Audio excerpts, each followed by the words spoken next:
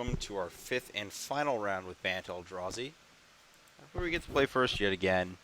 Trying to think how I feel about this. I think I want to keep this because I think mana is more important than threats here. Plus, we have a virtual threat, so I get to go Noble Stirrings next turn, which is fine. Do I get to attack? Not unless I burn my cavern, which is not necessarily the end of the world.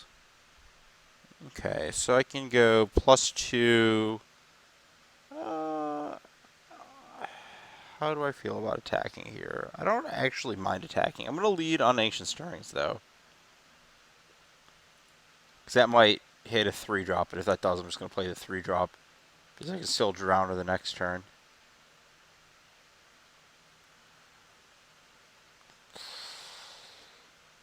Interesting.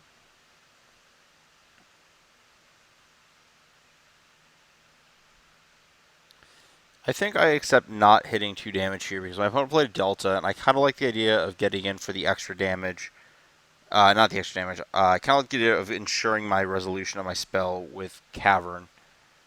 The question is, do I take... What do I take here? I just have too many good cards. It's a horrible problem to have, right? I think it might be Thought Knot.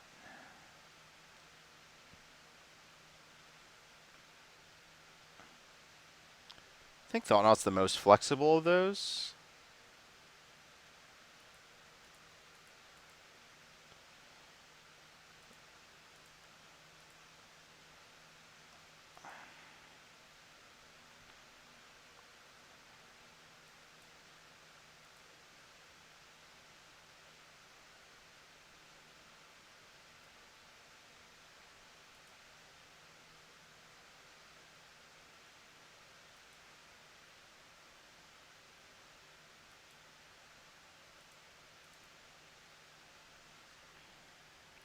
It's the flexibility of being able to still play the Drowner if I want to is more important.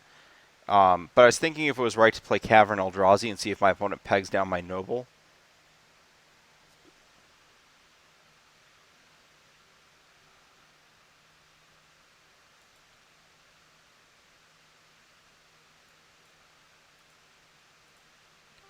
I'm going to get in for my 1 damage to start.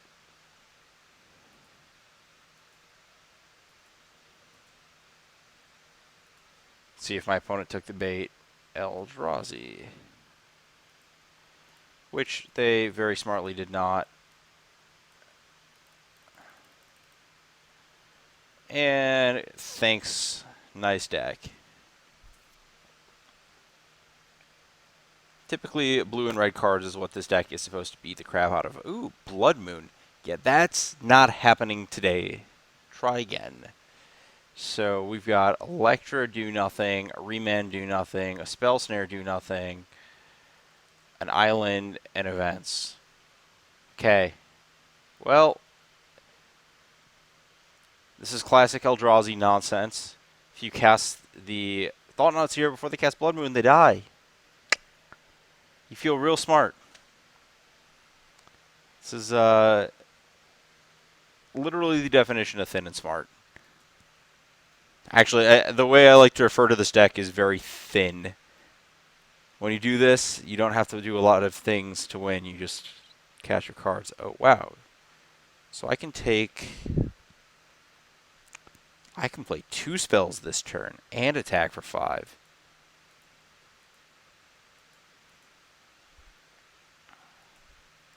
Yeah, the idea is I understand that our Cedric likes to use thin and smart sarcastically, but I think it's a great descriptor in the sense that you can describe something as great that way. And you can then describe something as either smart, which means that it's very technically difficult and very mentally challenging, but not necessarily just like, thin is like the other half of the description by default there, where, your cards are very powerful, but your plays are very easy. Your deck's very thin. It's not on the smart, not smart axis. This is going to take the Electrolyze because that's the only card my opponent has in hand that does anything. Wow, this is a really enjoyable game of Magic for me. My opponent had Blood Moon and they died.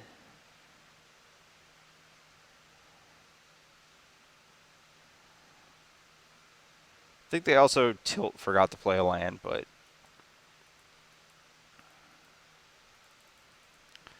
who's counting? Is this good? Your cards are... They could have... I don't know. They can die here. That's really about all they can do. I guess there's no reason not to lead on this Thought-Knot Seer with the flicker up. I guess in theory there's something that could happen. I don't know.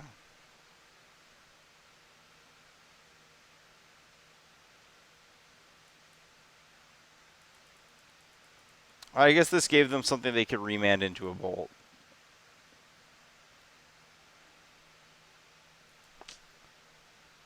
Oh, did they really do that?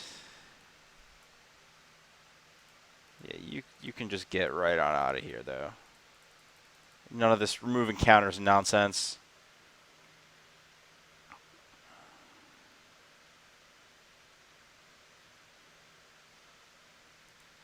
Wow, my opponent's hand is really going to get them there.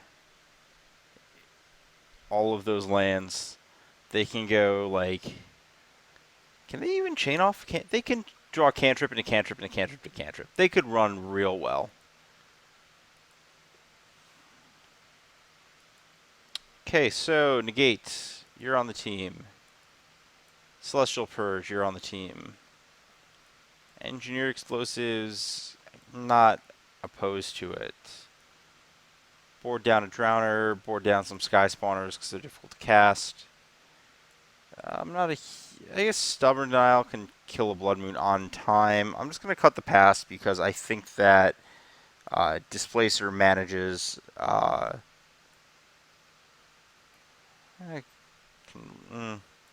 Displacer manages Thing in the Ice if needed. He also manages Thing in the Ice if needed.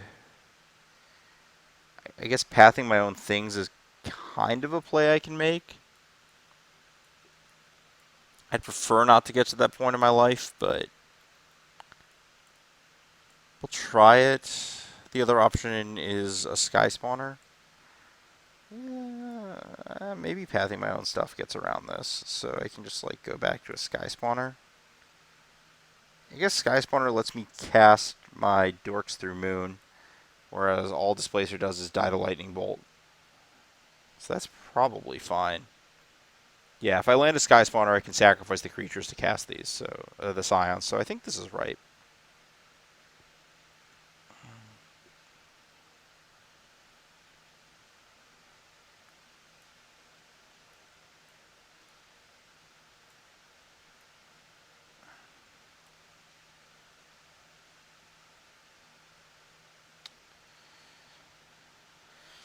Not sure how I like this hand.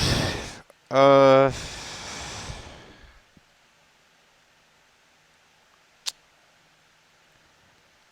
guess the... guess what am I supposed to do? Noble Hierarch if they keep 7 and have a Blood Moon? Have a basic... Yeah, I'm not huge on that hand. See, I have Noble Hierarch. This hand's great. I definitely don't want that, though.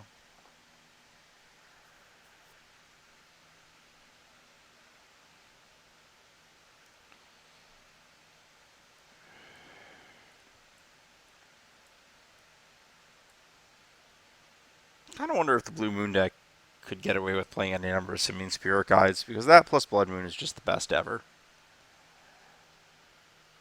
I think that, even though it's a control deck, like, I guess I only have like 2 Moons main deck right now, right? If I remember correctly, it's like 2 or 3. Last one on the board, at least some of the lists I've seen recently.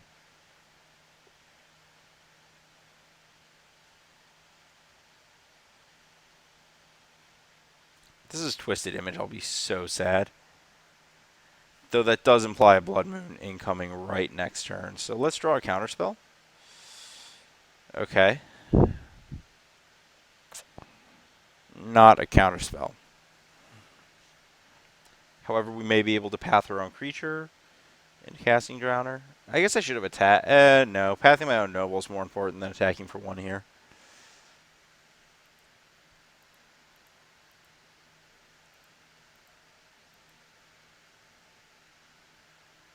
Oh my gosh. I'm getting away with it. I should leave up the noble, actually. Because I think my opponent baited or bought into me having a counterspell.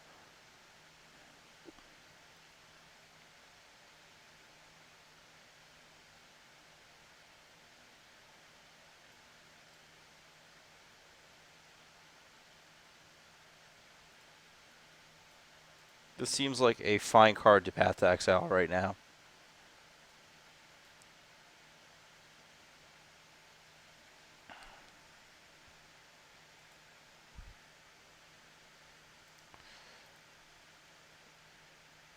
Interesting.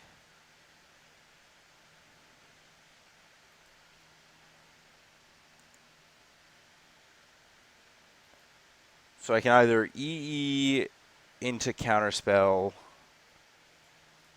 or just make the assumption that my opponent does not have it or have like an answer to this, attacking for 1,000,000 each turn, which I'm okay with. Was that just a spewed off remand? That was. Not sure why it wasn't spewed off on the I guess they didn't know about Cavern. Oh boy. Oh, this is no fun for you, is it? This one. I don't think there's a specific card that punishes me for going down this road of just double smashing. Especially because my opponent's light on red.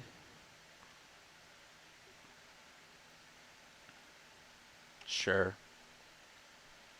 Good luck.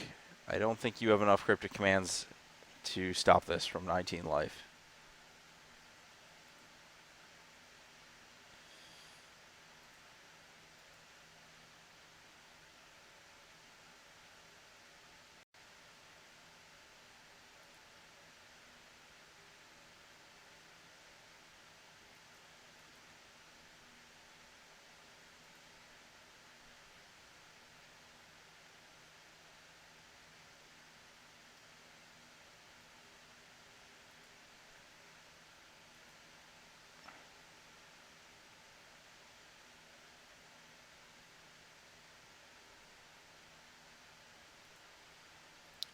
And then this should lock up lethal next turn.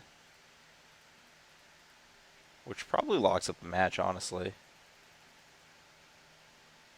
Just brute forcing our way through Blood Moon. You know, one of the reasons to play this deck is that people aren't necessarily playing Blood Moon right now, but who really cares when your opponent just dies? Doesn't draw Blood Moon.